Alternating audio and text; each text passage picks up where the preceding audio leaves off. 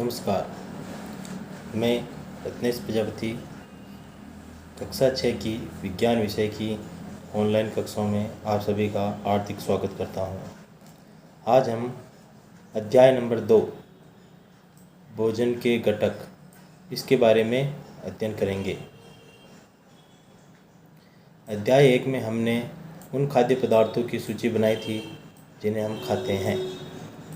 भारत के विभिन्न भागों में खाए जाने वाले भिन्न भिन्न व्यंजनों के बारे में भी हमने बताया था तथा उन्हें मानचित्र में अंकित किया था। यानी पिछले अध्याय में हमने भोजन कहाँ से प्राप्त होता है, जो भी खाद्य सामग्री बनती है वह किन किन पदार्थों के मिलने से बनती है, इसके बारे में अध्ययन किया था। और इसमें हम इस अध्याय के अंदर हम भोजन के अंदर उपस्थित घटक के बारे में अध्ययन करने वाले हैं।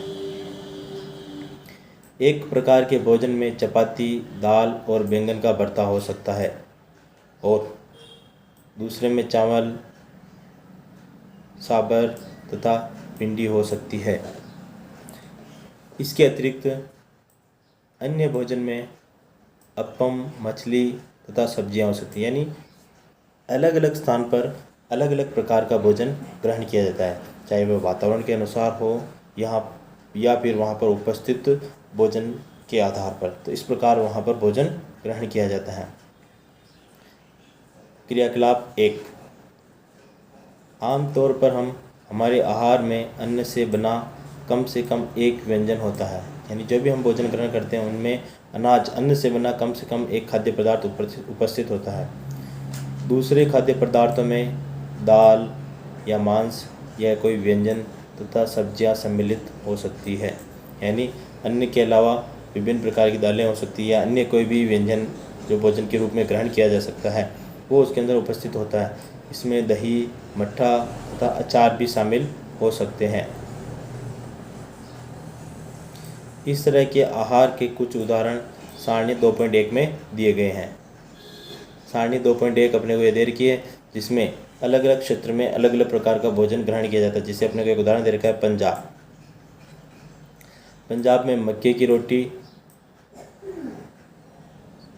राजमा, सब्जियों में सरसों का साग और अन्य व्यंजन दही या घी उपस्थित हो सकता है।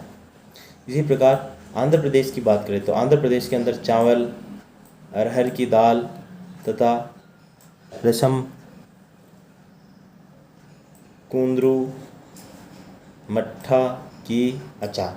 तो अलग अलग प्रकार के क्षेत्र में अलग अलग प्रकार का भोजन ग्रहण किया जा सकता है। जैसे हम राजस्थान की बात करें तो राजस्थान के अंदर रोटी, सब्जी, दूध, दही या छाछ ग्रहण किया जा सकता है। तो ये अलग अलग प्रकार के वातावरण के अनुसार व्यक्ति अलग अलग प्रकार का भोजन ग्रहण करता है। अध्याय 1 में प्रस्तावित क्रियाकलाप 2 में आपके द्वारा सारणी में दर्शाए गए व्यंजन छाटिए। इसमें सूची में कुछ अन्य व्यंजन जोड़िए। इसी सारणी 2.1 में दर्शाई गई विधि से पूरा कीजिए। तो जो हमने पिछले अध्याय के अंदर जो खाद्य सामग्री सारणी के अंदर भरी थी उसको हम इस सारणी में एरिया वाइज यानी क्षेत्र वाइज इसको हम जोड़ सकते हैं। कभी कभी हम अपने भोजन में वस्तुतः इन सभी व्यंजनों को नहीं ले पाते। यदि हम यात्रा में हो तब हम वहीं खा लेते हैं जो रास्ते में उपलब्ध हो। यानी प्रतिदिन हम इस प्रकार का जो आहार दे रखा है, इस प्रकार हर प्रकार का भोजन जो अपनी थाली में उपस्थित हो, ये संभव नहीं है। अगर हम कहीं जा रहे हैं तो जहाँ पर अपने को रास्ते में जो भोजन अवेलेबल होता है उसी को हम खाकर अपनी भूख को मिटा सकते हैं। हम में से कुछ लोगों के लिए यह संभव नहीं हो पाता है कि इस तरह के विशिष्ट व्यंजन हर समय खा सकें। यानी प्रत्येक व्यक्ति के पास इतना धन नहीं है कि वो हर प्रकार की खाद्य सामग्री जिसमें हर प्रकार के पोषक तत्व उपस्थित हो उसको हर समय वह ग्रहण कर सके।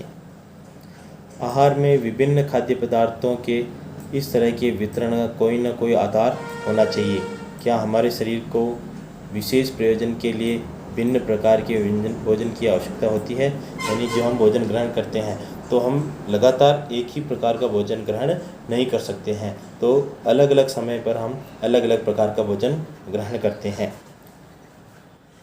विभिन्न प्रकार के खाद्य पदार्थों में क्या होता है, यानी जो अलग अलग प्रकार के खाद्य पदार्थ उपस्थित होते हैं उसमें क्या क्या उपस्थित होता है।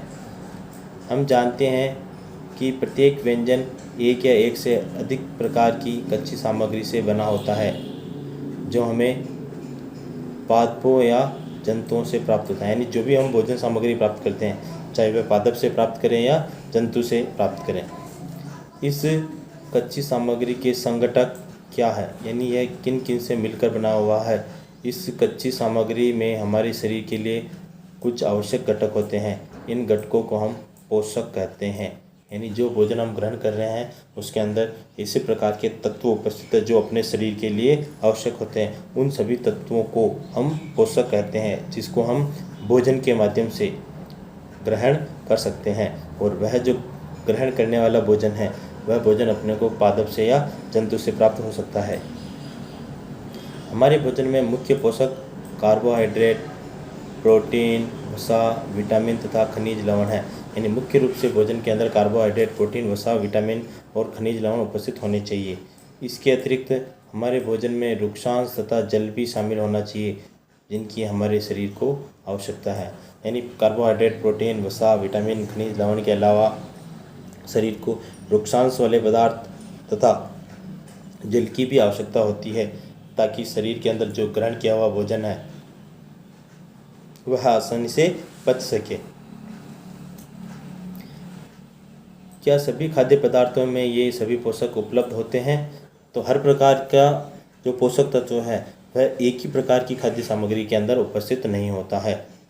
हर अलग अलग प्रकार के पोषक तत्वों को प्राप्त करने के लिए अपने को अलग अलग प्रकार की खाद्य सामग्री का उपयोग करना पड़ता है। जैसे प्रोटीन की बात करें तो प्रोटीन अपने को दालों से प्राप्त होता है, तो जितनी हम दाल खाते हैं उससे अपने को प्रोटीन प्राप्त होता है। वसा की प्राप्त करें तो चर्बी युक्त भोजन, घी, तेल, इससे अपने को वसा प्राप्त होती है। तो अलग अलग प्रकार के खाद्य पदार्थों से हमें अलग अलग प्रकार के पोषक तत्व प्राप्त होते हैं। कुछ साधारण विधियों से हम यह जान सकते हैं कि कच्ची सामग्री या पके हुए भोजन में कौन सा एक या अधिक पोषक उपस्थित है।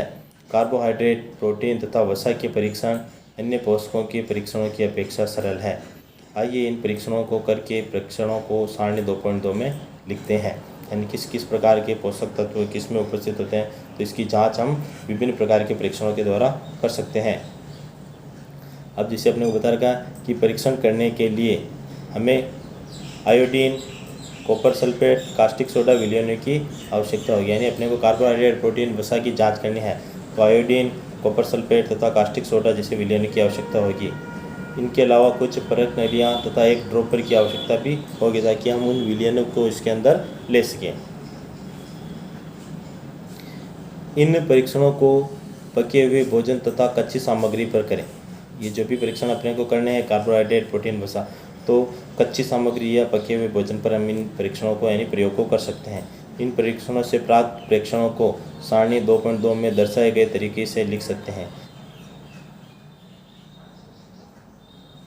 ये जो अपने पास सारणी 2.2 दे रखी है, इस सारणी के अंदर हम जो भी परीक्षण करेंगे कि कौन से पदार्थ में क्या कार्बोहाइड्रेट उपस्थित है, प्रोटीन उपस्थित है, वसा उपस्थित है, इस सारणी के अंदर हम इन प्रयोगों को करके लिख सकते हैं।